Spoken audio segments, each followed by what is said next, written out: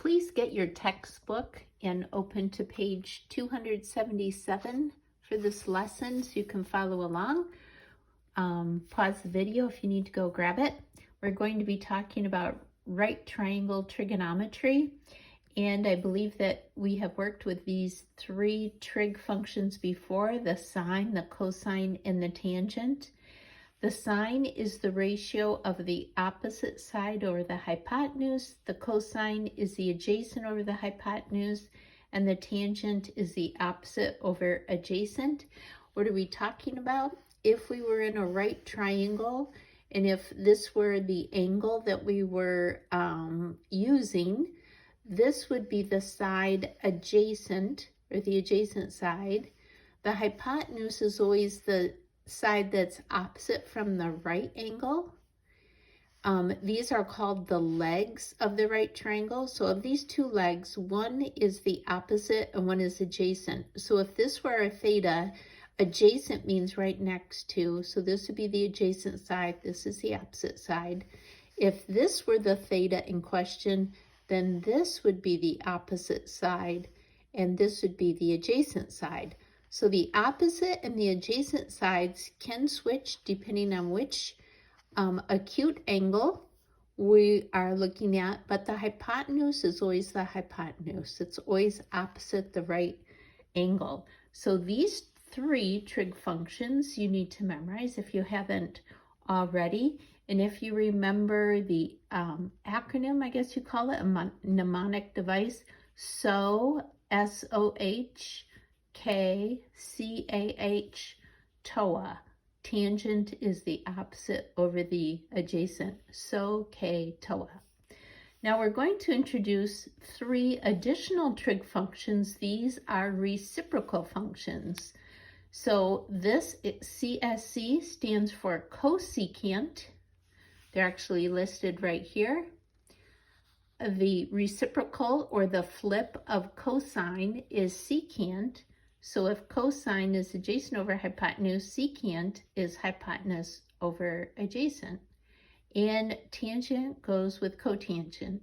And one way that you can remember how they're paired up is in each pair, only one of them starts with the CO, the co. So we have sine, cosecant, cosine, secant, and tangent and cotangent. I hope that helps a little bit. Let's take a look at example 1, the checkpoint. And it is, use the triangle below to find the values of the 6 trigonometric functions of theta. That is Greek letter theta. Here's theta. Here's your right triangle. So pause right now and try and figure out what would be the 6 trig functions of theta. So hopefully when you looked at this triangle, you wondered, how long is this side? Well, in addition to trigonometry, we also have the Pythagorean theorem. So we would have to figure out how long this side is. So let's do that real quick. I can get the cap off my pen. So let me recreate that right triangle over here. Here's our theta. This is the side that we don't know. I'll just label that X. Here's the right angle. This opposite side is 2, and the hypotenuse is 4. So I'm just going to label this hypotenuse. This is the opposite side, and this will be the adjacent side, but we don't know how big X is. But we can use the Pythagorean theorem. The Pythagorean theorem is a squared plus b squared, a and b are always the two legs of the triangle, is equal to c squared, which is the hypotenuse. So we have x squared plus 2 squared is equal to 4 squared. X squared plus 4 equals 16. Subtract the 4 from both sides. X squared equals 12. Then we square root both sides. X is equal to, normally we would do plus or minus, but since we're talking about a length of something, it can only be the positive. The square root of 12 is not a whole number, but 12 is equal to 4 times 3. So the square root of 4 times the square root of 3 is 2 square roots of 3. So this x is 2 square roots of 3. Now we can find the 6 trig functions. I'm going to start with my notes. So, K, TOA. So the sine is equal to the opposite over the hypotenuse, 2 over 4, or 1/2. The cosine is the adjacent over the hypotenuse, which would be cos theta, I should put in there, 2 square roots of 3 over 4. I can cancel that.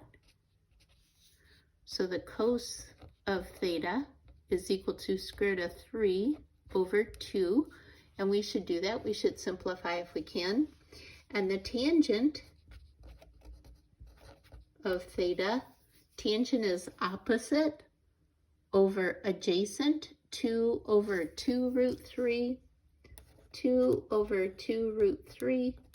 Those 2's cancel. We have 1 over square root of 3, but we never leave a radical in the denominator, so we multiply that by square root of 3 over square root of 3, and our final answer would be square root of 3 over regular 3.